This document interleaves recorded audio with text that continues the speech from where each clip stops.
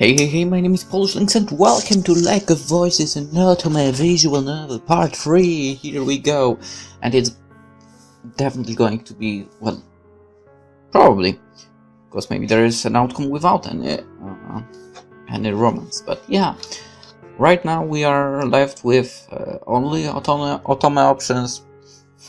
There was a Yuri option as well, but well, due to certain events from the previous episode, that's no longer possible, I believe, unless I don't know what will happen. Anywho, let's continue. We reach the shore. I don't believe it until I've stepped off the wood and my boot sinks into the sand. I walk further inland like a corpse, my sole instinct to flee from the waterline. My hazy eyes singly in on something ahead. The guide stands on an outcropping in the distance, watching like a sentinel. He doesn't even come to greet us. I stare at him for a moment, not even able to feel alarmed at my own lack of feelings about the situation. No! Cancel! Do you know what I did? I wanted to check out if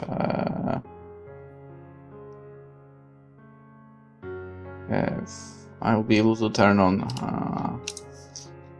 watching of the game on Steam, but I think I have the option turned off. Anyway, okay, I stare at him for a moment, not even able to feel alarmed at my own lack of feelings about the situation. He uses his staff to gesture to the forest behind him before disappearing between the trees. I can only assume he must be asking me to follow. The guide takes us further inland, more towards the center. There is a view of the coastline from here, but we are also partially obscured by a few trees. It's time to sleep. No one has the energy to argue with him at this moment. What are you talking about? I already took a nap, I'm ready for it. I find a place as comfortable as one could ask for, in a location like this, next to one of the trees further out, and lay down, trying to block out my thoughts. For once, exhaustion is my ally, and I slip off into sleep. And then my eyes slowly blink open and readjust to the brightness. What little there is, the sun obscured by a thick layer of fog, making it possible to estimate the time of day. I prop up my elbows and push myself up. The ground is hard and rocky, but that isn't the only reason I'm eager to get my feet. I check my surroundings. The harsh, craggy earth of the island is interlaced with twisting vines and gnarled branches. Beside me, Bemele and Lou are still fast asleep. The guide, however, is nowhere to be seen. I realize that I don't recall seeing him lay down with everyone. It's like he left us hours ago. There is a creeping silence here. I can't help but shudder at the hollow, aching feeling inside of me. It refuses to relent. I shift my way back and forth, unsure of what to do with myself. Memories of last night's harrowing journey flicker through my mind. Bemele wakes suddenly, rising with alarm, and startling Lou awakes as well. My mouth opens, then shuts, and after a moment of fumbling, a word finally escapes. Hello. Bemele gives me a gentle smile and makes his way over to me. Behind him, Lou remains on the ground. Morning. I pocket quiet the sense over us. Bemele sighs. The atmosphere is wafting about him already. We should eat something soon. I don't trust what is on this island, so I'll have to split my supplies with Lou. I still have a few rations left. I'd be happy to contribute. Don't worry about me. I'm fine. I'm not hungry. He's so annoying. Lou's back is turned against us. He still hasn't gotten up out of the dirt. You should eat. You have to keep your energy up for the day ahead. Bemele speaks encouragingly, like he's coaxing a nervous horse. Lou buries his head deeper in his knees as he curls into a tighter ball. No thanks. Bemele lets slip a small chuckle. Well, it seems I've lost my role as the childish one around here. I look at Bemele and smile wickedly at him. However, he's not frowning hard. I understand, Lou does not know what he speaks of, and the one who would isn't here.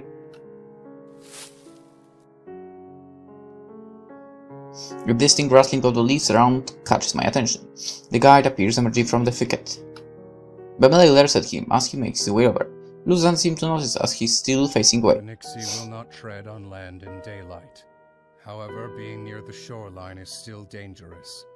If you leave the center of the island, remain cautious. Before the sun sets, I will be in this area. It would be wise to meet me here before nightfall. Why didn't you stay with us last night? I sharply turn towards Bamele as he snarls and confronts the If guide. you had just been there, none of this would have happened. She didn't have to die. The guide stands unflinching and completely unaffected. If all you're going to do is leave everyone to be lost, then why bother guiding us at all? Despite Bamele's several words, the guide apparently considers his piece here finished. He turns towards the forested area from which he came. Wait, Bamele calls out to the guide, reaching towards him. Before he can make contact, I quickly place a hand on his shoulder. He lowers his arm to his side, for I can still feel more wrath emanating from him. We stay this way until the guide disappears from view. Bamele begins to kick at the ground, spraying tiny pieces of gravel about. Bamele, I know you're angry, but regardless of our feelings, we need the guide. If he leaves us, we'll all die.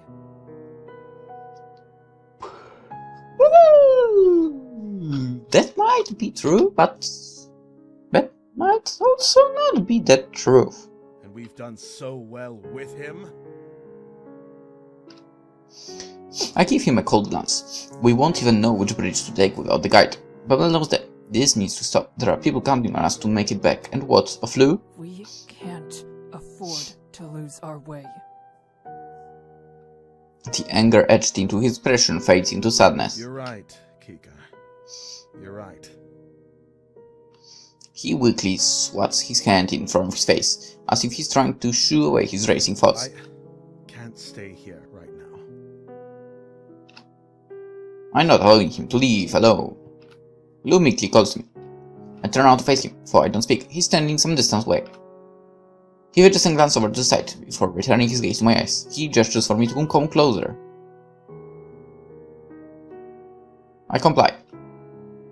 He begins to whisper at me, but he fumbles with his words, and I can't make out anything he says. I look at him inquisitively. Finally he speaks up, enough to be clear. I'm sorry for what happened last night. He speaks quickly as he looks up at me, eyes filled with sorrow. He shifts his focus downwards. You would have been better off without me. Oh my god, here we go again. You mean when I had to stay behind?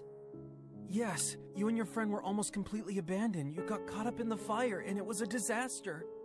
It's alright. Nothing happened in the end. Besides, it isn't your fault that things turned out this way. It was closer to being my fault than anyone else's. I wasn't supposed to be here, and all I did was get in the way. The guide was right about me. I knew from the beginning that it would be like this too. I never should have stayed. Finishing his thought, he sniffles as he turns away. Suddenly I feel a strong surge of emotions rip through me. Everything is falling apart and I do not have the power to change this. Quietly I speak. I need to be alone. Lou, wait! I'm going to speak with the guide. Lou, wait! Lou stops moving, he doesn't turn to face me. I can say it as well, also unsure of how to proceed. Would you be willing to speak with me? He turns around to face me, and his eyes are brimming with tears. He smiles slightly. Do that. I find the will to smile lightly back at him. Lou walks closer to me, then pauses. After watching me for a moment, he turns his eyes to the ground, waiting for me to do something. I just stared at him, unsure. After a brief silence, I finally sigh. Lou, can I ask you a difficult question? Yes, you can. He I flinches. don't think I'm the person you want to ask difficult questions. No one else can answer this one. It's about you. Oh. Doop. In that case, I'm really not the kind of person to give good answers. Huh? That doesn't make any sense, man. By his tone, it seems like he's trying to make light of the situation, but to me, it still just sounds I sad. understand.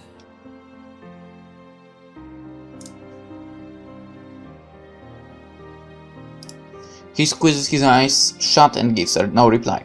Despite being clearly frustrated, it does look like it's me he's upset with.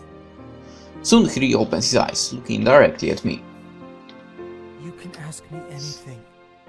I'll try to answer. But I hope you have a lot of patience. He smiles slightly. Thank you.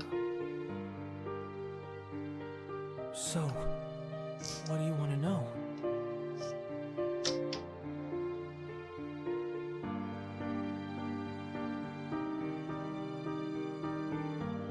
Have you lost someone in the lake? Lou stumbled back a step from shock. I'm sorry for prying, but when we found you, it seemed like you were apologizing to someone. And the way you've acted since makes me think that something is wrong. Something beyond even being out on Sinnlos. I give him a sympathetic look. Why am I even asking him this question? Do I really want to help him? Or am I trying to forget what happened to us by talking about someone else's misfortune? When Lou speaks, his voice is barely above a whisper. I hate myself. I can't do anything. You don't have to say anymore. I was wrong to ask you about it. His brows are furrowed, and he smiles in a self-depreciating way. I'm sorry. Lou laughs sharply at himself. Don't be. I'm not with the concern. How can you say that? What have you done that was wrong in this moment? It was only my mistake. You think that because you don't know? I do not believe you. Lou's eye is boring to me. I'm not upset because I lost someone out here. I'm upset because I can't bring myself to lie about it. What? You gave me the perfect opportunity to cover up the pathetic truth of what actually happened. All I had to do was go along with your assumption. But when you're so direct, I can't keep my thoughts hidden. I'm too afraid of making a mistake and having the lie uncovered somehow. Huh?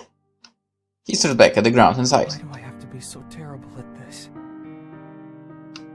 Bewilderment rings through my mind, one ear to the other. His words stir all sorts of baffling jumbled emotions in me that battle it out for supremacy as I gawk. Louis, I don't know. But looking up, Luke shakes his head. See? You shouldn't waste your sympathies on someone like me. You should have left me to die. Like a shot, my anger flares Get up. yourself together. I didn't leave you behind before, and I'm not going to do so now. The best thing you can do to help is put those kinds of thoughts in the back of your mind. Or what? I won't make it to the other side? Lou laughs bitterly, his smile almost cruel. If I thought joining you was a way to stay alive, I would have acted much differently. The only reason I came along is because I thought it might be nice to not die alone and forgotten. My words spatter and die on my tongue. Lou continues his speech, ignoring my reaction. The guy really didn't know what he was saying before. I asked him if I could go out on the bridges in the past. He told me not to. Said I couldn't handle it. I'm not sorry for ignoring the warning. This was something I had to do. This was my only chance to prove I'm not worthless. Or to finally accept that I was, once and for all. And we know what the truth is. Stop. I can no longer keep listening to him speak. It doesn't have to be this way. You said yourself that it isn't over until it's completely over. There's still a possibility that... No, there isn't. My blood pounds in my veins. Mistakenly, I place both my hands on his tightly wrapped upper arms. I don't know what has happened to you, but if there's something you need to do, you can try again tomorrow night. You don't need to give up. You have value. Lou closes his eyes again and smiles himself. I maintain my grip on him, waiting for his response. Alright. I'll try to stay alive, if you'll do something for me. What is it? Don't put yourself in danger for my sake anymore. My fingers curl harder around his thin arms, wishing I could argue further, but I don't know what is going on in his head, and I might push him back into giving up. I don't have the luxury of trying to reach him a second time. Release him and take a step back. Fine. I'll accept those terms. Good. Now you might survive. You need to survive too. He laughs. Goes without saying. Lou smiles teasingly. His attitude is still difficult for me to grasp, but I attempt to smile in return. Thank you for caring about me. Say nothing. Well, I guess he does care. And I guess... whatever. You don't want anything to happen to anyone else. That is admirable. Lou says nothing, however I do feel my words reached him. I wish he would let me help him, but I cannot find a way to do so. I cannot trust that he will do his best to take care of himself now. It's better than him trying to let it end. I saw early, and yet somehow feel as though my resolve has been strengthened, at least for now. I'm going to head out. I want to see how everything is on the island. I'll make it easier by coming along. Then you won't ever have to check on me. This time I'm able to smile easily. That would be good. Happy to help. He readily moves beside me, and together we move out. Lou and I head through the wooded part of the island. There isn't anything that could be called a path, but we managed to pick our way through the bush quite well. Through a thinner stand of trees, we briefly got sight of the guide standing on one of the beaches. He seems fine, but even though I'm sure he turned his head toward me, he makes no show of acknowledging us. We move on and eventually find Pamela in a jarred clearing, leaning against a tree. He's already noticed us and is looking already smiling. As we get closer, I can pick up on the sadness behind his jovial expression. How are you faring? Any problems? Everything is fine. We came to check on you. How kind. I've calmed down since then. I'm glad to hear that. Is there any way I can help or anything you'd like to say? He raises an eyebrow at that, his grin becoming markedly I playful. didn't expect to see you so worried about me, Kika. You say so worried, I still think like she's saying everything in the same tone. Which is weird. Like, she's angry, she has the same tone. She's worried, she has the same tone. I know, maybe she's happy at some point. She probably will have the same tone. I have to force myself not to avert my eyes at the comment. Embarrassment flowing to me. Unexpectedly, Lou speaks up in a soft but penetrating voice. I think she always cared. You just didn't notice. For just a moment, Melon's mouth levels into a thin line. But in a blink, he's smirking again. That could be. It makes sense. He turns his beaming face towards me, and I hesitantly return a smile, albeit a much smaller one this time than his. Out of the corner of my eye, I notice Lou is timidly smiling my way too. Uh-oh. Pamela glances between Lou and I, nodding somehow between us. He does not mention it, however. Instead, he throws his arms out wide with a sore expression. Have you seen the guide? Pamela is clearly asking out the sense of obligation, makes no secret that he is not pleased to be discussing the guide. I nod in response. I saw him earlier. He is the same as always. Good, good. In that case, I'm going to stretch my legs for a bit. I feel stiff from standing in one place for so long. Lou and I both bid him a brief goodbye. Pamela waves as he departs. It's good to know the others are well. We have nothing to do with our time now. Even I can ignore the wistful tone in my voice. Something is tugging at my heart, trying to tear a piece away. Lou seems uncomfortable with my lowering mood. He stares out in the woods rather than at me. I think I'll go to the shore. His words snapping back hard to hard reality. What? Why? I saw something earlier that I'd like to check out. The shoreline is dangerous. Whatever you saw could not be worth the risk. Lou actually laughs, a sudden sound that's as close to snickering as it is to sputtering. Watching a Nyx drag itself across the shore in the middle of the day would be worth the danger, in my opinion. Give him a humorless, reprimanding look. I feel vaguely like I have used this phase to dissuade pets and young children behaving poorly in the past. I was only joking. Thankfully, it seems to work on grown men as well. Oh, he's telling the truth. For someone so nervous, he can be quite reckless. Still going though. Don't worry. I'll be careful. We talked about this. He gives me a facing lopsided smile. You said you didn't want to make me watch out for you. I'll be back soon. You won't even notice. I sigh, part of me wants to keep lecturing him on how serious this is. I just want him to be safe, but fear I don't have the word to convey it without making the situation worse. Fine. See, same tone. Pamela and I will come. I will come. This one? Lou Of brightens. course you can come. I'd enjoy that. I get the feeling that he was hoping I would say that. It is not as though I don't want to be around him. The farthest thing from it is the activity itself that is the problem. Despite my reservations, we head to the beach. Lou strides easily across the land. Sand. For, well, sand is part of the land. His bare feet sinking down the loose grains as he stretches his arms contently. It's so much nicer out here. I make sure to stay close behind him, just in case I would not want him to go off on his own.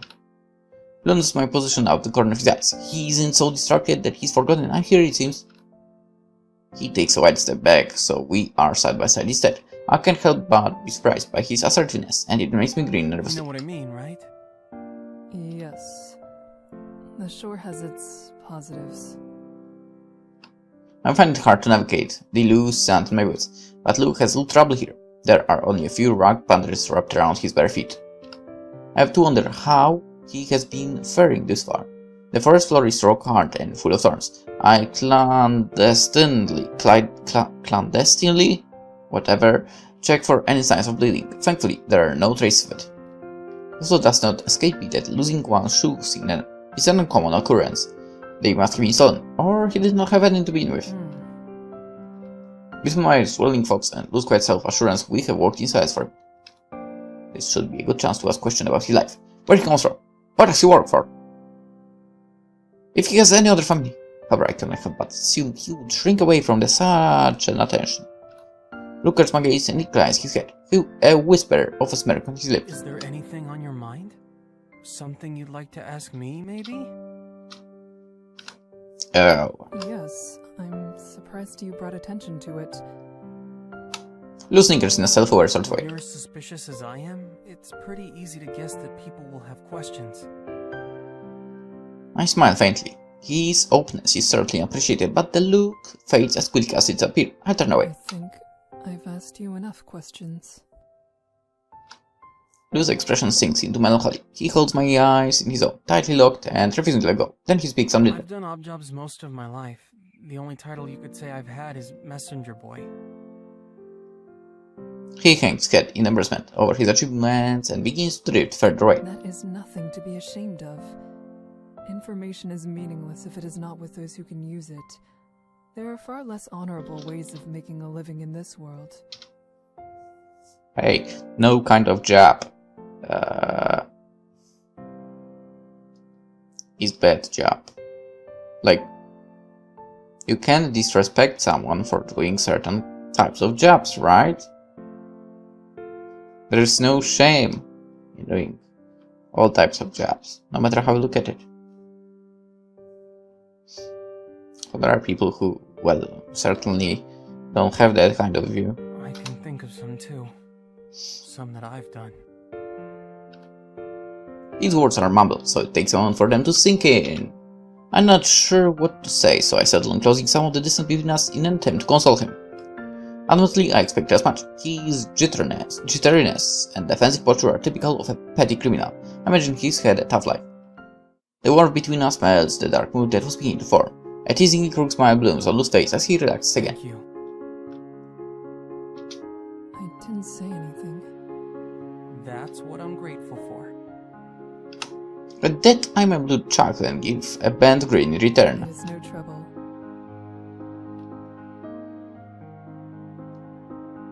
Lou turns his head away and bashfully lifts his hand, steadily inching it towards me. My pulse starts to race. He lets it drop before it turns me. It is a relief as well as a disappointment. Once again, silence falls between us. Suddenly, Lou begins running forwards. There is nothing ahead of us. I'm completely caught off guard and left momentarily dumbfounded. I shout after him to come back, considering my chest. He keeps up the pace, but turns his head back to look at me, almost as if he's enjoying this. After a short sprint, he comes to a stop. As I reach him, he hands down and carefully picks something up of the sand. It's a strange, beautiful shell. Isn't it amazing? I wonder if other lakes have shells like this. I'm not able to stop myself from sighing. I don't know. Is that what you were expecting to find? It is. I like shells. The world is so dreary. Any flowers that bloom will wither and die in days without attention. I can't find a way to appreciate such fleeting things. It's only sad. As he peaks, his voice descends into despair. Dropping solo, I almost don't make out what he says. I cannot think why this shell is impacting him so profoundly, but I want to comfort him somehow regardless of if I can fully comprehend him. Shells are beautiful and they can persevere. That is something I respect. It is good you were able to find what you were searching for. I think so too. He lets himself remain lost in his moment for a second longer, then gently offers his meaningful shell to me. Why don't you keep it? It can be a reminder of me. I have no idea on what to say. Those words seem so harmless and yet foreboding. He spent silence. He continues to hold the shell out for me to take. Cautiously, I reach up to accept the gift, afraid that the wrong move could somehow hurt the shell or even him. When I have it, Lou placed both his hands over my hand and the shell. Thank you for coming with me. He continues to make it difficult to speak. It takes some effort to hide the bashfulness in my voice. It was no trouble, Lou. Really. Thank you for this. However, even if you didn't give it to me, I would not forget you. Well, bashfulness is the same tone once again. No difference. He looks happier than I ever seen him as he pressed my hands more tightly. I'm so glad I met you. Likewise. I'm happy we crossed paths. I hope that will never change. If you think of me from time to time, it would make this all worthwhile.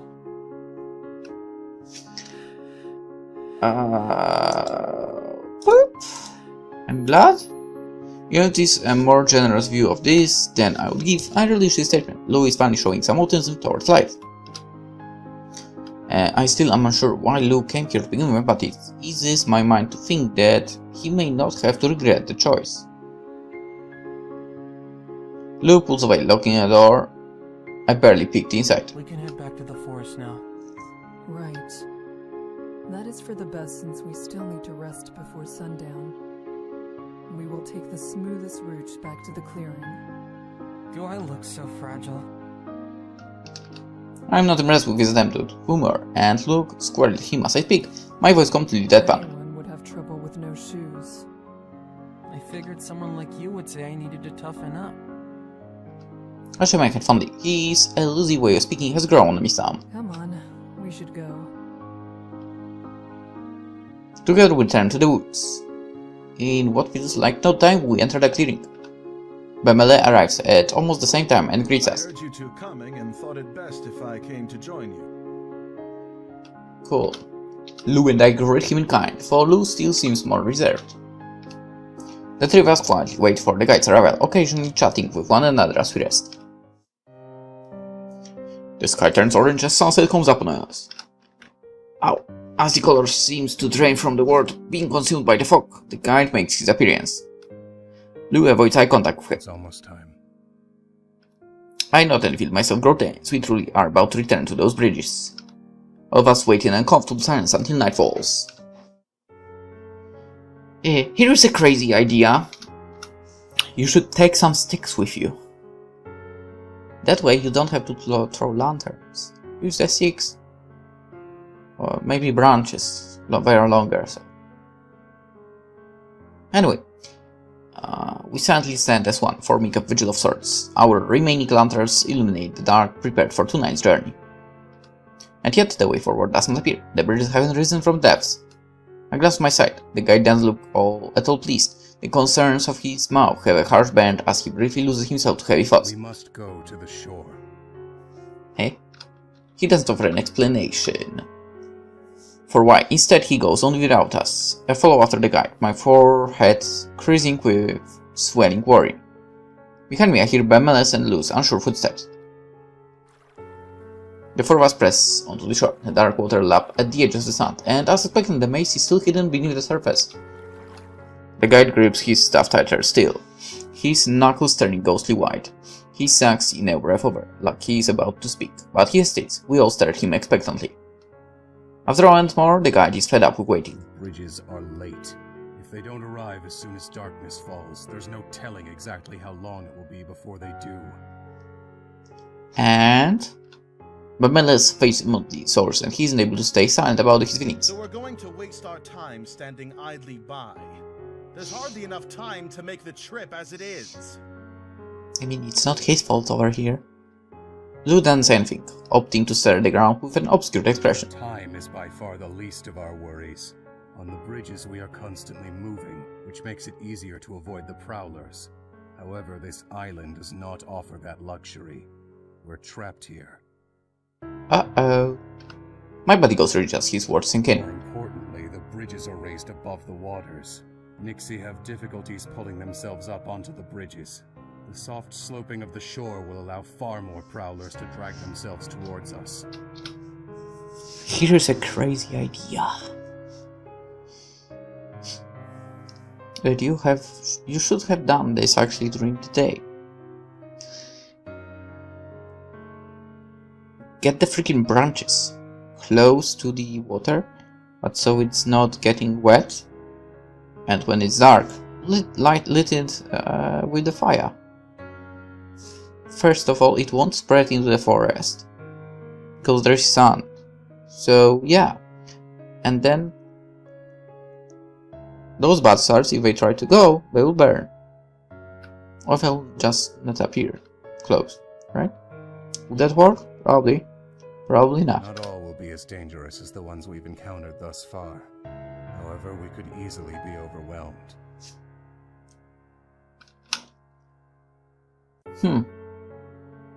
A pit forms deep in my stomach. I stared at him. Aghast. I had no idea his situation was that dire. I glanced from the waterline to the trees. What I'm looking for, I don't know. A sign of what might be to come, perhaps. I wonder if those fires had anything to do with this. Bemel's words are biting as he wanders around. The guide answers Bemeli, firmly wanting to put an end to his speculation. No.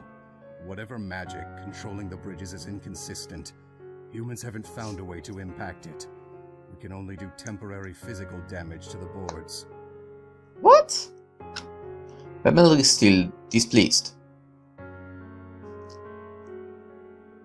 But, you know, the prowlers or whatever they are called, if the bridge sinks, can they get onto the bridge and then emerge from the water with it? Should we return to our original spot? We would have more protection there.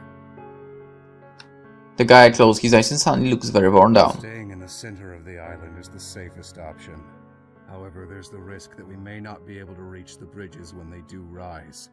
Prowlers could have taken full control of the shore by then. Remaining here with our lanterns will ensure the prowlers cannot move freely. Or, you know, we could have done what I suggested earlier. My brows involuntarily knit together. I don't like the sound of taking additional risk in an area that is already so dangerous, but our options are thin. I will not be kept on this island for another day, so the shore is where I will be. You may wait at the edge of the forest, or even at the center of the island if you fear being attacked. This guy has balls, no, but, If the you know. prowlers come between us and you fail to make it to the bridges, I will leave you behind. But he's like that. Bemele spits hatefully under his breath. Of course you would. True generosity is not something I would expect from the guide, but that is not the conversation we need to have at this moment.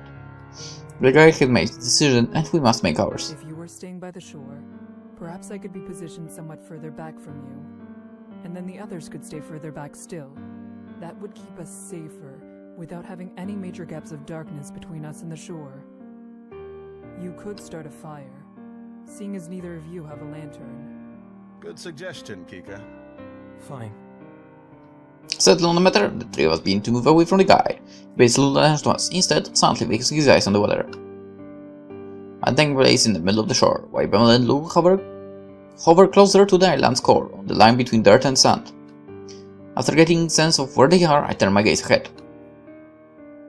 At first I think I'm being fooled by the fog. There are several white dots playing along the edges of the water. And here is another way to get rid of them that I already suggested. Told ya. If you had bow and arrows, and you lit the freaking arrows, you could get rid of them easily from the distance. Anyway, dark glows begin to surface and I see them for what they are, eyes. So many white drop-link eyes, gleaming sharply against their pitch-black bodies as the Nixie bob up and down. They surface and disappear in a loop, each time more sets of eyes and closer surveying us more intently. Then they cackle. The sound is atrocious, gurgling, then turning high-pitched as they seem to take full stock of us. The lights in their eyes somehow seem brighter as the first of the Nixie get close in the sand and begin drawing themselves up on the shore. I plant my feet firmer, with the threat rising inside to take one last moment to check on the others. Pamela is standing to a small flame. However, I don't see Lou with him. Immediately alarmed, I raise my voice to call for him. Lou? Yeah, you raised your voice. You raised your voice so much.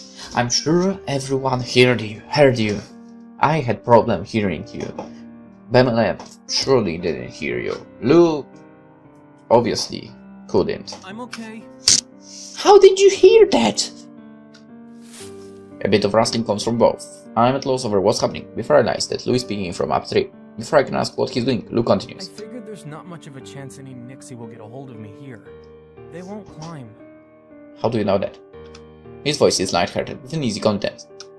With a slight shake of his head, Pamela chuckles at Lou. Let's see if you'll get down from there as smoothly as you climbed up. Don't worry about me. He still sounds fully self-assured. I explain to myself, I'd like to believe that Lou will truly be safe from those predatory creatures this way. With the two of them doing as well as they can be, I proceed back up to my original position. I return my full focus to the shore. As we feared this becoming a pressing situation, more plows rose from the others. My attention was on those two. They've surrounded the guide on both sides. The only way to gain distance from them would be to delve further into the island. Yet the guide shows no signs of giving up his position. He remains where he is, resolving to keep all the monsters near him in his side. I grow more unnerved the longer I watch this. The guide seemed impervious to the danger of Sinnlos. This is the first case where I can tell whether he will continue to be fine as always or not. It's a distressing notion. As they creep ever closer, I can stay silent and longer. Your safety is most important. Consider retreating. Wow.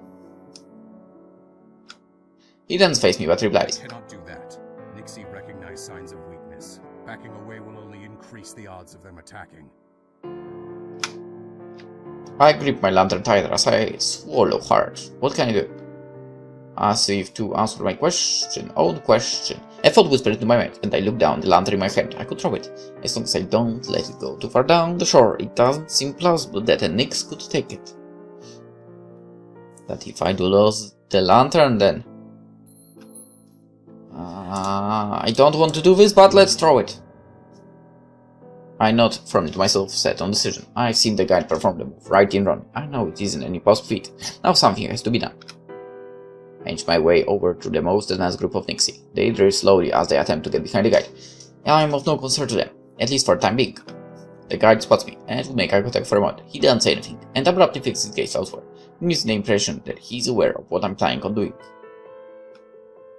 He's ignoring because he does want to Nixie to recognize a coming threat. I steady my arms and assume a strong stance. I stop for a heartbeat to take a deep breath. Then I jump forward a small way and toss my lantern towards a group of Nixie on the guide's right side. They are all caught completely off guard, practically wheezing as they scatter and dive back into the depth below. Nah, no even attempt to steal the lantern. This is a great relief. The guide says it's the moment to swing his staff at the group of Nixie on his left.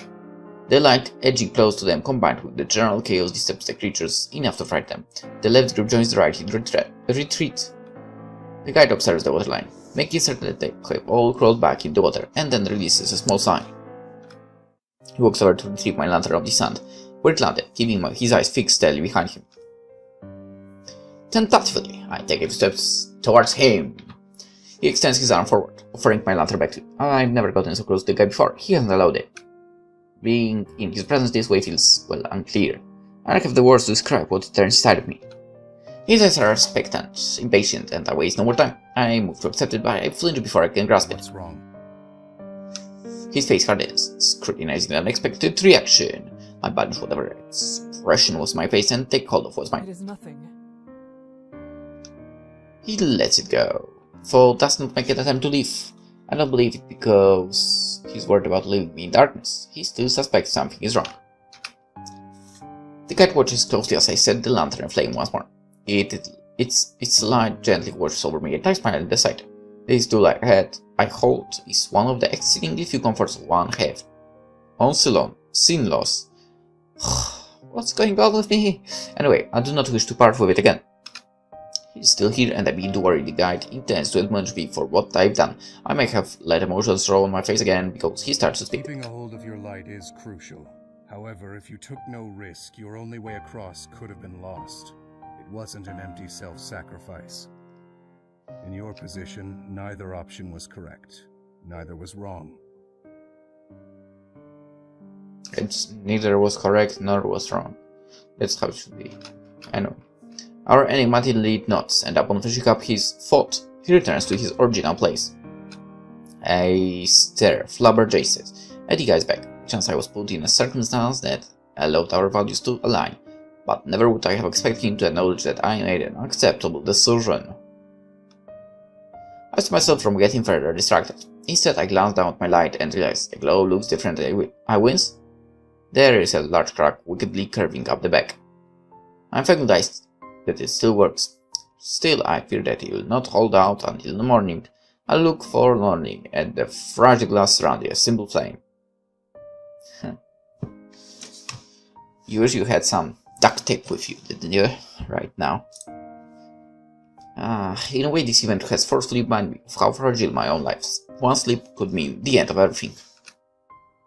Regardless, nothing can be done presently, and we've got enough to worry about as this. I cannot let this consume me. We will continue resisting against this lake.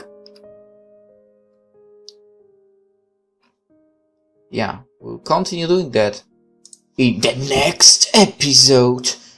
No, seriously, let's end it here and we'll continue tomorrow. So, see you there. Bye bye.